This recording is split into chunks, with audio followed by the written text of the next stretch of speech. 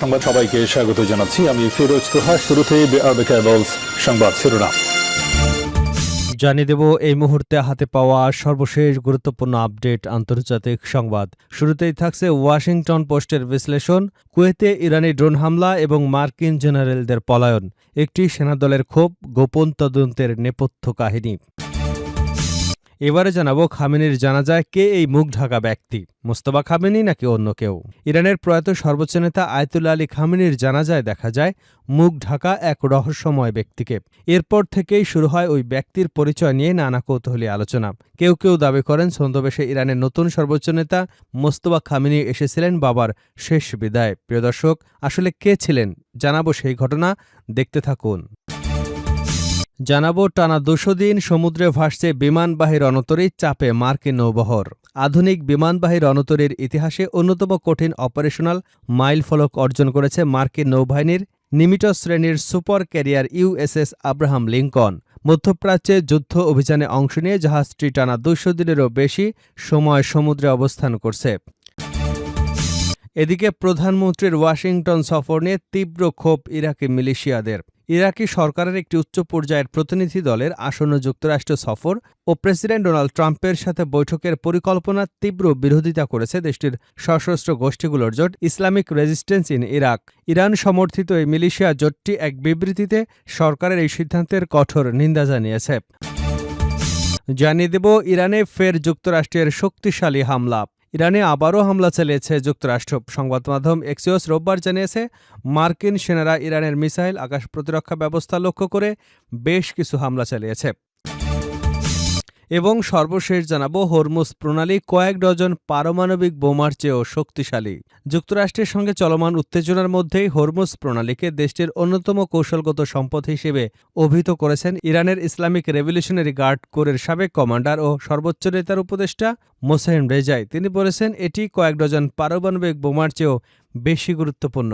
এতক্ষণ শুনছিলেন সংবাদ শিরোনাম, এবার থাকছে পুরো সংবাদ। প্রিয় দর্শক, অনুরোধ থাকবে এই ভিডিওতে একটি লাইক দিন, কমেন্টস করে জানিয়ে দিন ভিডিওটি আপনি কোন জেলা থেকে দেখছেন এবং শুনছেন।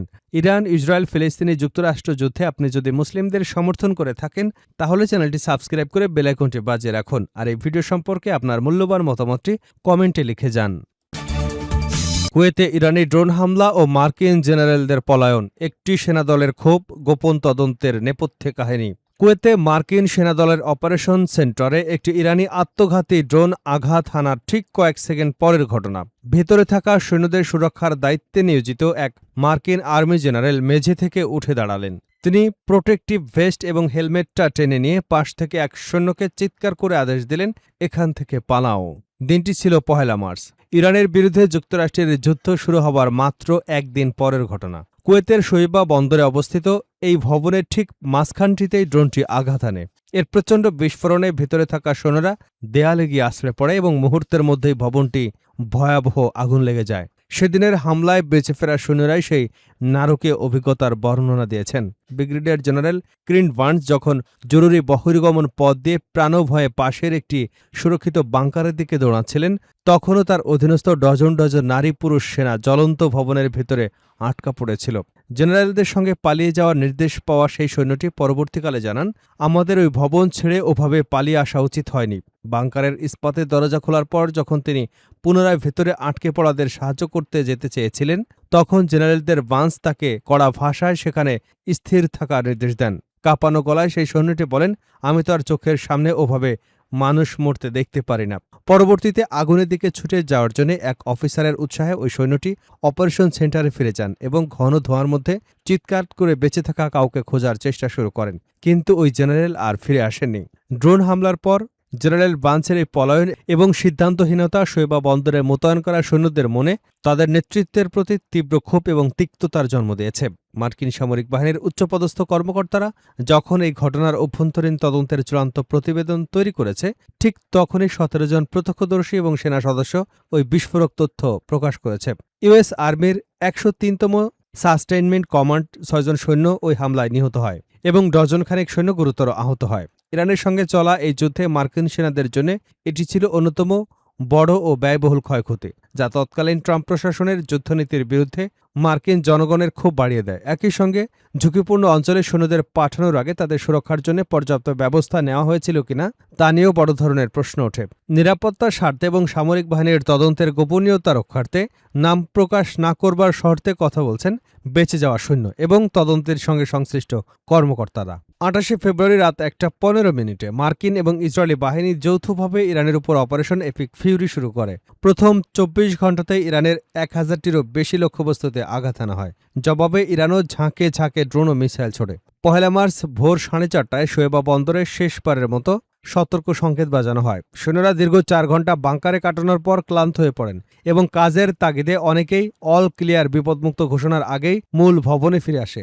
সকাল ৯টার দিকে আনুষ্ঠানিকভাবে অল ক্লিয়ার ঘোষণা দেওয়া হয়। এর ঠিক ৩০ মিনিট পর সকাল ৯:৩০টার দিকে একক ইরানি শাহেদ আত্মঘাতী ড্রোন এসে সোজা ভবনের কেন্দ্রবিন্দুতে আঘাত হানে। বাইরে থাকা ২ সৈন্য জানান তারা ঘাস কাটার মেশিনের মতো এক ধরনের শোঁ শব্দ শুনতে পান এবং তাকে দেখেন ড্রোনটি প্রায় খাড়াভাবে ভবনের উপর আছড়ে পড়ছে। চোখের পলকে পুরো ভবনের বিদ্যুৎ সংযোগ বিচ্ছিন্ন হয়ে যায় এবং লোহা, কাঁচ, প্লাস্টিকের টুকরো ছিটকে এসে ঘরের ভেতরে থাকা সৈন্যদের শরীর ঝাঁঝরা করে দেয়। বিস্ফোরণের ধাক্কায় হুলস্থুল পরিস্থিতি সৃষ্টি হয়। মাথায় স্প্লিন্টার বিদ্ধ হওয়া সত্ত্বেও মেজর স্টিফেন ধোঁয়ার মধ্য থেকে একে একে নিহত এবং আহত সৈন্যদের টেনে বের করতে থাকেন। তিনি বলেন, আমি সেখানে কোনো জেনারেলকে দেখিনি। পরে শুনলাম জেনারেল হিনসনের মুখ দিয়ে প্রচুর রক্ত ঝরছিল এবং তাকে বাংকারের পাশে বসিয়ে রাখা হয়েছিল। ইউএসএস আর্মি সেন্ট্রাল কমান্ড অবশ্য দাবি করেছে, জেনারেলরা আহত হওয়া সত্ত্বেও মাঠ পর্যায়ে সৈন্যদের সরিয়ে নেওয়ার কাজ সরাসরি সহায়তা করছিলেন। খামেনির জানাজায় কে এই মুখ ঢাকা ব্যক্তি, মোস্তফা খামেনি নাকি অন্য কেউ? ইরানের প্রয়াত সর্বোচ্চ নেতা আয়াতুল্লাহ আলী খামেনির জানাজায় দেখা যায় মুখ ঢাকা এক রহস্যময় ব্যক্তিকে। এরপর থেকেই শুরু হয় ওই ব্যক্তির পরিচয় নিয়ে নানা কৌতূহল আলোচনা। কেউ কেউ দাবি করেন ছদ্মবেশে ইরানের নতুন সর্বোচ্চ নেতা মোস্তফা খামেনি এসেছিলেন বাবার শেষ বিদায়। তবে লন্ডন ভিত্তিক ইরানি সংবাদ মাধ্যম ইরান ইন্টারন্যাশনাল তাদের এক প্রতিবেদনে জানিয়েছে রহস্যময় ওই ব্যক্তির পরিচয়। তাদের দাবি মুখোশ পরা ওই ব্যক্তি খামেনির নাতি মোহাম্মদ জাভাদ খামেনি। তিনি গত ২৮ ফেব্রুয়ারি হামলায় আহত হয়েছিলেন। প্রতিবেদনে বলা হয়েছে মোহাম্মদ জাভাদ খামেনি হলেন খামেনির বড় ছেলে মোস্তফা খামেনির পুত্র। তাকে প্রয়াত নেতার সবচেয়ে বড় নাতি বলে মনে করা হয়। প্রতিবেদন অনুযায়ী ২৮ ফেব্রুয়ারি খামেনির বাসভবনে বিস্ফোরণের সময় তিনি মুখমণ্ডলে প্রচণ্ড আঘাতে দগ্ধ হন। এ কারণেই জানাজার অনুষ্ঠানে তিনি মুখ ঢেকে উপস্থিত হয়েছিলেন। খামেনির জানাজায় মুখ ঢাকা ওই ব্যক্তিকে ঘিরে ইরানের সামাজিক যোগাযোগ মাধ্যমেও নানা জল্পনা কল্পনা শুরু হয়েছিল। অনেকেই ধারণা করেছিলেন তিনি হয়তো ইরানের নতুন সর্বোচ্চ নেতা মোস্তফা খামেনি। তবে মোস্তফা খামেনি গত ফেব্রুয়ারির হামলার পর থেকে জনসমক্ষে আসেননি এবং কোনো অডিও বার্তাও প্রকাশ করেনি। ইরানের দাবি ওই হামলায় তিনি আহত হয়েছিলেন। ইউএসএস আব্রাহাম লিঙ্কন টানা ২০০ দিন সমুদ্রে ভাসছে। বিমানবাহী রণতরীর চাপে মার্কিন নৌবহর। আধুনিক বিমানবাহী রণতরীর ইতিহাসে অন্যতম একটি অপারেশনাল মাইলফলক অর্জন করেছে মার্কিন নৌবাহিনীর নিমিটজ শ্রেণীর super carrier USS Abraham Lincoln. মধ্যপ্রাচ্যের যুদ্ধ অভিযানে অংশ নিয়ে জাহাজটি টানা ২০০ দিনেরও বেশি সময় সমুদ্রে অবস্থান করছে। দীর্ঘ সময় সমুদ্রে মোতায়েনের পাশাপাশি মার্কিন বিমানবাহী রণতরী বহরের উপর ক্রমবর্ধমান চাপের বিষয়টিও উঠে এসেছে মিলিটারি ওয়াচ ম্যাগাজিনে। চীন ও উত্তর কোরিয়ার সঙ্গে উত্তেজনা, রাশিয়ার সঙ্গে নতুন করে সংঘাত, মধ্যপ্রাচ্যে অস্থিতিশীলতা এবং বিশ্বের বিভিন্ন অঞ্চলে সামরিক হস্তক্ষেপের কারণে বিমানবাহী রণতরীকে দীর্ঘ সময় সমুদ্রে মোতায়েন রাখছে মার্কিন বাহিনী। ক্যারিয়ার স্ট্রাইক গ্রুপ ৩ এর ফ্ল্যাগশিপ ইউএসএস আব্রাহাম লিঙ্কন ২০২৫ সালের ২১শে নভেম্বর ক্যালিফোর্নিয়ার নৌঘাঁটি সান দিয়েগো থেকে যাত্রা শুরু করে। শুরুতে এটি নিয়মিত ইন্দো প্যাসিফিক অঞ্চলে মোতায়েন করবার কথা ছিল। ১১ এবং ১২ ডিসেম্বর গুয়ামে সংক্ষিপ্ত যাত্রাবিরতির পর মাত্র একদিনের মধ্যে জাহাজটি আবার সমুদ্রে ফিরে যায়। গুয়াম ছাড়ার পর জাহাজটি প্রথমে দক্ষিণ চীন সাগরে অভিযান চালায়।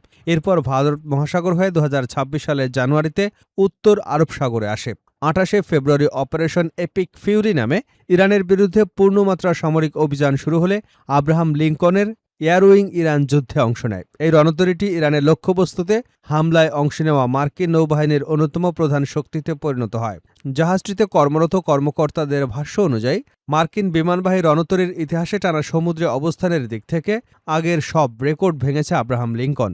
জাহাজটির কর্মকর্তা লেফটেন্যান্ট কমান্ডার অ্যালেক্সিস ট্রাভিস বলেন, আধুনিক যে কোনো বিমানবাহী রণতরীর মধ্যে টানা সবচেয়ে বেশি দিন সমুদ্রে থাকার রেকর্ড এখন আমাদের। যদিও ইউএসএস জেরাল্ড অফ ফোর্ট প্রায় ৩২৬ দিন দীর্ঘতম সামগ্রিক সম্পন্ন মোতায়েন ছিল।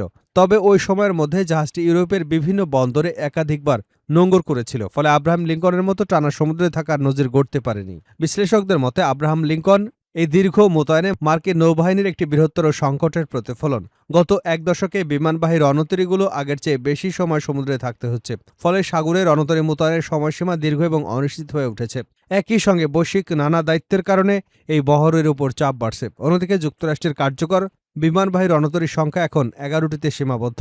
একই সময় পুরনো নিমিটস শ্রেণীর জাহাজগুলো রক্ষণাবেক্ষণের চাপও বেড়েই চলেছে। জাহাজগুলোর বয়স বাড়ার সঙ্গে সঙ্গে নিয়মিত ডিপো সংরক্ষণের সময় দীর্ঘ হচ্ছে এবং নৌ শিপইয়ার্ড বিলম্ব হচ্ছে। ইরাকের প্রধানমন্ত্রীর ওয়াশিংটন সফর নিয়ে তীব্র ক্ষোভ ইরাকি মিলিশিয়াদের। ইরাকি সরকারের একটি উচ্চ পর্যায়ের প্রতিনিধি দলের আসন্ন যুক্তরাষ্ট্র সফর ও প্রেসিডেন্ট ডোনাল্ড ট্রাম্পের সাথে বৈঠকের পরিকল্পনা তীব্র বিরোধিতা করেছে দেশটির সশস্ত্র গোষ্ঠীগুলোর জোট Islamic resistance in Iraq. Iran সমর্থিত এই মিলিশিয়া জোটটি এক বিবৃতিতে সরকারের সিদ্ধান্তের কঠোর নিন্দা জানিয়েছে। সাবেরি নিউজের মাধ্যমে প্রচারিত ওই বিবৃতিতে বলা হয়েছে, এমন একটি সময়ে সফরের আয়োজন করা হচ্ছে যখন আমেরিকা ও ইহুদিবাদী যুদ্ধযন্ত্র অনবরত ইরাক, ইরান, লেবানন, ইয়েমেন এবং ফিলিস্তিনে হাজার হাজার নিরীহ মানুষের রক্ত ঝরাচ্ছে এবং নৃশংস হত্যাকাণ্ড চালাচ্ছে। বিবৃতিতে মিলিয়া গোষ্ঠীগুলো মার্কিন আধিপত্য থেকে ইরাকি অর্থনীতিকে সম্পূর্ণ মুক্ত করবার আহ্বান জানায়। একই সাথে তারা স্পষ্ট ভাষায় উল্লেখ করেছে যে ইরাকের মাটিতে যে কোনো মার্কিন সেনার উপস্থিতি একটি অবৈধ দখলদারিত্ব হিসেবে গণ্য করা হবে। উল্লেখ্য, ইরাকের প্রধানমন্ত্রী আলী আল জাইদি শীঘ্রই ওয়াশিংটন ডিসি সফর করবেন বলে আশা করা হচ্ছে। এই সফরে তিনি মার্কিন প্রেসিডেন্ট ডোনাল্ড ট্রাম্পের সাথে বৈঠক করবেন এবং দুদেশের মধ্যে বেশ কয়েকটি গুরুত্বপূর্ণ তেল, গ্যাস সংক্রান্ত চুক্তি স্বাক্ষর হবার কথা রয়েছে। তবে প্রধানমন্ত্রীর এই অর্থনৈতিক ও কূটনৈতিক পদক্ষেপের বিপরীতে দেশের অভ্যন্তরীণ সশস্ত্র গোষ্ঠীগুলোর এমন অবস্থান ইরাকের রাজনীতিতে নতুন করে উত্তেজনা তৈরি করেছে। ইরানে ফের যুক্তরাষ্ট্রের শক্তিশালী হামলা। ইরানে আবারও হামলা চালিয়েছে যুক্তরাষ্ট্র।